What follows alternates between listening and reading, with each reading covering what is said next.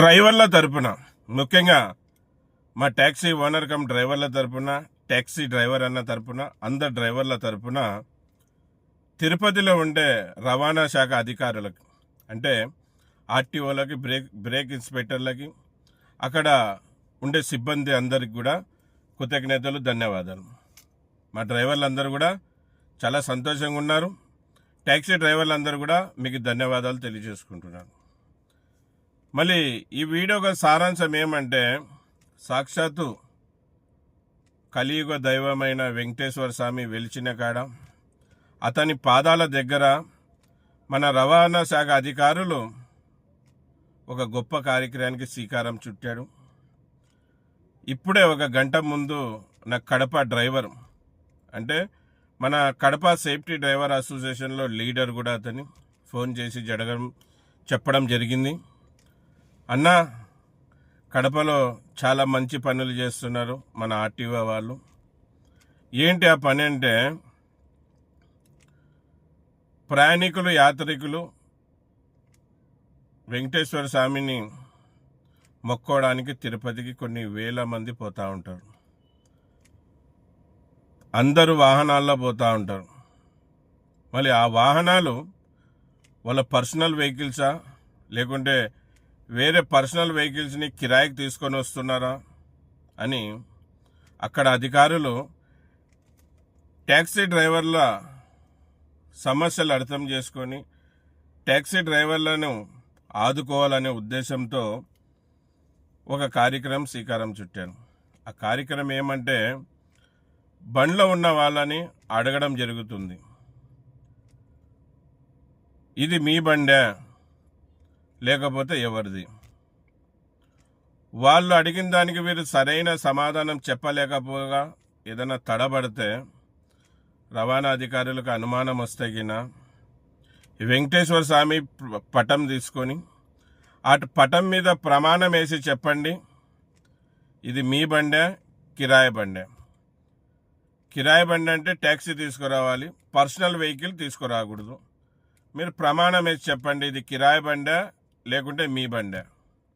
మళ్ళీ ఎవరైనా కానీ, ప్రయాణికులు కానీ, యాత్రికులు కానీ వెంకటేశ్వర స్వామి దగ్గరకు పోయేవాళ్ళు అబద్ధం మాట్లాడరు, వాళ్ళు నిజమే మాట్లాడతారు.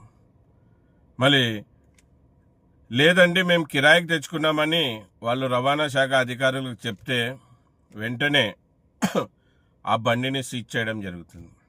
మళ్ళీ ప్రయాణికులకు, యాత్రికులకి వేరే వాహనం మాట్లాడి కొండ మీదకి పంపించడం జరుగుతుంది. అలాగే రవాణా శాఖ అధికారులు వాళ్ళకి ఈ పర్సనల్ వెహికల్స్ అంటే ఏంటి, ట్యాక్సీ వెహికల్స్ అంటే ఏంటి, పర్సనల్ వెహికల్స్లో పోతే ఏంటి నష్టం, ట్యాక్సీ బండ్లలో పోతే ఏంటి లాభం అనే విషయాలన్నీ కూడా మన ప్రయాణికులకి, యాత్రికులకు చెప్తున్నారు. మళ్ళీ ప్రజలు కూడా అర్థం చేసుకోవాలి, ప్రజలు కూడా తెలుసుకోవాలి చట్టం ఏంటి అని. అలాగే నేను కూడా ఈ వీడియో ద్వారా 2 విషయాలు చెప్తాను. చూడండి, మీరేదో కొన్ని డబ్బులు తగ్గుతాయనో, లేకపోతే ట్యాక్స్ కట్టకుండా ఉండొచ్చనో, కొన్ని డబ్బుల కోసం మీరు మీ ప్రాణాలతో చెలగాటమాడుతున్నారు. కొన్ని డబ్బుల కోసమే, కొన్ని అంటే 100ల కోసం మీ నిండు ప్రాణాన్ని పణంగా పెడతా ఉన్నారు. చూడండి, పర్సనల్ వెహికల్స్లో పోయినప్పుడు ఎక్కడైనా ప్రమాదం జరిగితే ఆ భగవంతుడిని కోరుకుంటాను, ఎవరికి ఏం కాకూడదు, ఎవరికి ప్రమాదం జరగకూడదని. బై సపోజ్ ప్రమాదం జరిగితే పర్సనల్ వెహికల్స్లో వెళ్తున్నప్పుడు ఎవరికి కూడా ఒక చిల్లిగవ డబ్బులు రావు, ఎవరికి చిల్లిగవ డబ్బులు రావు. ఎందుకంటే అది ఇల్లీగల్గా పర్సనల్ వెహికల్స్ కిరాయికి వెళ్తుంది కనుక దాంట్లో 5 పైసలు డబ్బులు రావు.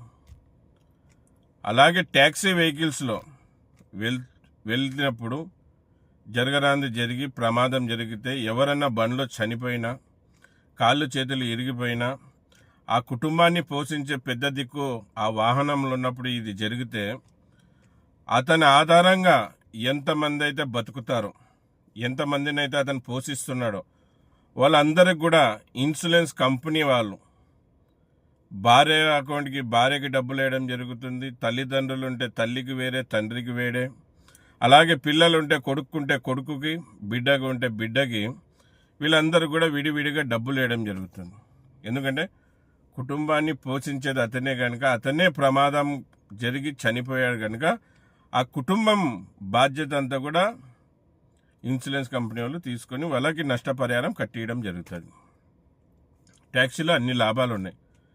ఏదో మీరు కొద్దిగా డబ్బులకి ఆశపడి కొన్ని డబ్బులు తక్కువ అని ఇట్లా ఇల్లీగల్ బండ్లలో తిరగడం ద్వారా ఇటు మీరు నష్టపోతున్నారు, మిమ్మల్ని నమ్ముకున్న మా డ్రైవర్లు కూడా నష్టపోతున్నారు.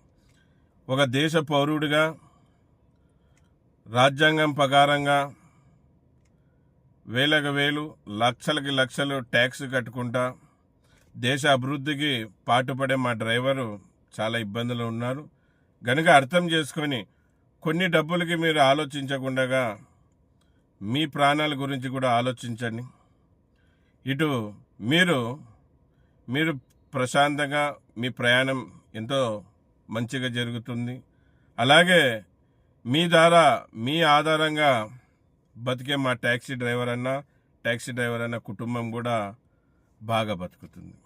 మళ్ళీ మరొకసారి ట్యాక్సీ డ్రైవర్ల తరపున, ట్యాక్సీ ఓనర్ కమ్ డ్రైవర్ల తరపున, మా సంఘం తరపున తిరుపతిలో ఉండే రవాణా శాఖ అధికారులకి కృతజ్ఞతలు, ధన్యవాదాలు.